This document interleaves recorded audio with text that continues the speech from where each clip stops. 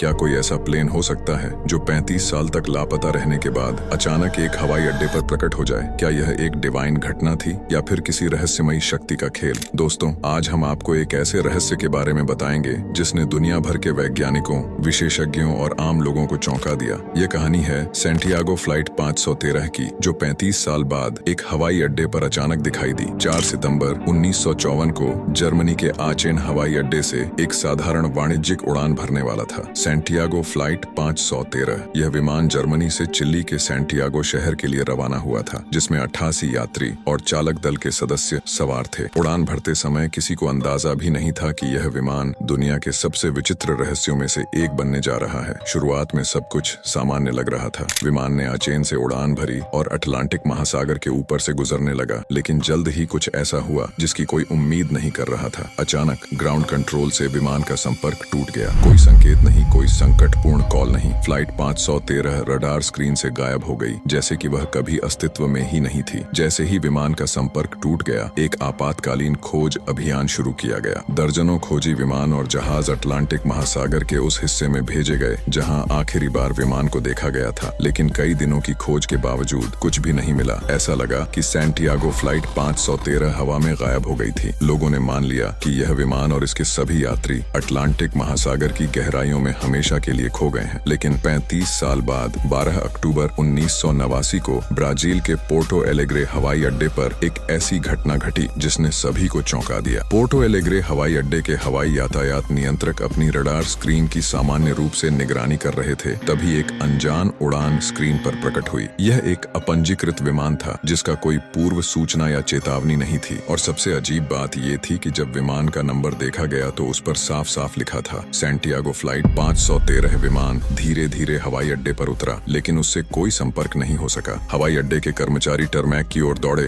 और जैसे ही उन्होंने विमान का दरवाजा खोला, जो दृश्य उनके सामने था वह अविश्वसनीय था। विमान के अंदर 88 कंकाल अपनी अपनी सीटों पर बैठे हुए पाए गए। वे सभी अपनी सीट बेल्ट पहने हुए थे, जैसे कि समय वहीं रुक गया हो। यहाँ तक कि विमान का कैप्टन भी अपनी सीट पर बैठा था। उसका हाथ अभी भी कंट्रोल स्टिक पर था, मानो वह सामान्य रूप से उड़ान भर रहा हो। लेकिन यह कैसे संभव था? 35 साल बाद विमान का इस तरह से लौटना और उसमें बैठे यात्रियों की इस स्थिति में होना, यह सवाल सबको परेशान कर रहा था। दुनिया भर के विमानन विशेषज्ञ, वैज्ञानिक और पत्रकार इस रहस्य को सुलझाने के लिए ब्राजील पहुंचे, लेकिन विमान के कंकालों के अलावा इस रहस्यमयी घटना को समझाने के लिए कोई सबूत नहीं मिला। इस घटना को लेकर कई सिद्धांत सामने आए हैं। कुछ वैज्ञानिकों का मानना है कि सैंटियागो फ्लाइट 513 किसी वर्महोल या टाइम ट्रेवल में प्रवेश कर गया होगा, जो उसे 35 साल तक गायब रख सकता है। आइंस्टीन के सापेक्षता के सिद्धांत के अनुसार अंतरिक्ष और समय को मोड़ा जा सकता है, और शायद इसी सिद्धांत के आधार पर इस घटना को समझने की कोशिश की जा रही है। एक और दिलचस्प सिद्धांत है इलेक्ट्रॉनिक फॉग का। एक पायलट ब्रूस ग्रीन ने 1970 में बरमूडा ट्रायंगल में उड़ान भरते हुए ऐसी ही एक घटना का अनुभव किया था। उन्होंने बताया कि एक घना घूमता हुआ बादल उनके विमान को घेर लिया और उनके उपकरणों को खराब कर दिया। क्या सैंटियागो फ्लाइट 513 ने भी